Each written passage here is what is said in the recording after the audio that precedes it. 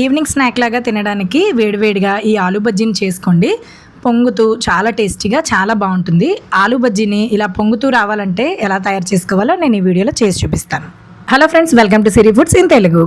ఆలూ బజ్జీ వేసుకోవడానికి ముందుగా ఒక బంగాళదుంపను తీసుకోండి. ఒక్క బంగాళదుంపతో చాలా బజ్జీలు అవుతాయండి. ఆ బంగాళదుంప కొంచెం పెద్దదిగా ఉండాలి. దానికి తొక్క తీసేసి ఇలా పల్చని స్లైసెస్ లాగా నీళ్లలోకి తరుక్కుని ఉంచుకోండి. నీళ్లలో వేయకపోతే బజ్జీలు వేసేలోపు నల్లగా అయిపోతాయి. ఇలా స్లైసెస్ని నీళ్లలో వేసి పక్కన ఉంచండి. ఇప్పుడు బజ్జీలకు పిండి కలుపుకుందాము. మనకి బజ్జీలు పొంగుతూ రావాలి అంటే ఎలా కలుపుకోవాలో చూడండి.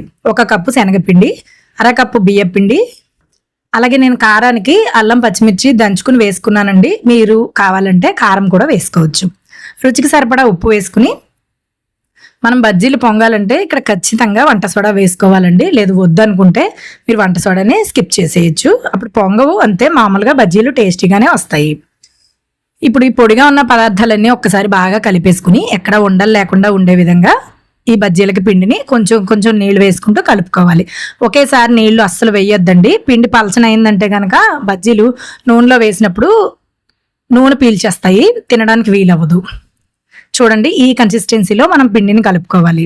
మరీ తిక్కగా కాకుండా మరీ పలచగా కాకుండా రావాలండి. ఇప్పుడు బజ్జీలు ఎలా వేసుకోవాలో చూపిస్తాను. బజ్జీలు వేసుకునే ముందు బంగాళదుంప స్లైసెస్లో ఉన్న నీటిని వంపేసి ఒక్క స్లైస్ ఇలా తీసుకుని పిండిలో ఈ విధంగా ముంచి గిన్నె అంచుకు రాసారనుకోండి, మనం బజ్జీలు వేసినప్పుడు తోకలు అవి రాకుండా ఉంటాయి. ఇక్కడ నేను చూపించిన విధంగా పిండిలో ముంచి గిన్నెకి రాసి ఈ విధంగా వేడివేడిగా ఉన్న నూనెలో వేసేస్తే చక్కగా బజ్జీలు పొంగుతూ బాగా వస్తాయండి. ఇక్కడ బజ్జీలు వేసే ముందు నూనె బాగా వేడెక్కిన తర్వాత మంటని మీడియం ఫ్లేమ్లో పెట్టుకుని అప్పుడు బజ్జీలు వేయాలండి. ఇలా మనం నూనెలోకి వేసేయడం పూర్తయిన తర్వాత మంటని కొంచెం మీడియం టు హై ఫ్లేమ్లోకి అడ్జస్ట్ చేసుకుంటూ ఉండాలి. ఇలా మూకుట్లో ఉన్న నూనెకి సరిపడా వరకు బజ్జీలను వేసుకోవాలండి. ఇవి పొంగుతాయి కదా, చూడండి ఎంత బాగా పొంగుతున్నాయో. మంటను medium to high flame adjust చేసుకుంటూ ఉండండి. వెంటనే కదిపేయకుండా అడుగు భాగం వేగిన తర్వాత రెండో వైపుకి టర్న్ చేసుకోండి. రెండు వైపులా కూడా చక్కగా వేగనివ్వండి. అస్తమాటు కదుపుతూ ఉంటే దానికి ఉన్న పిండి వేగకుండా ఉందనుకోండి, గరిటె కంటుకుని జారుతుందనమాట.